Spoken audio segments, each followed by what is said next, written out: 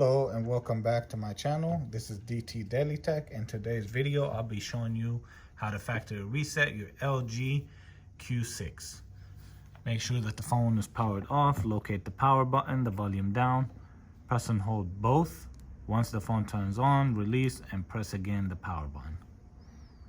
Continue holding both. Once you see the screen, release both. So click down, press yes. Click down. Again, press yes.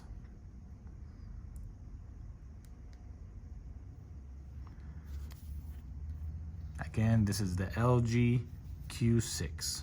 Then this is how to factory reset it.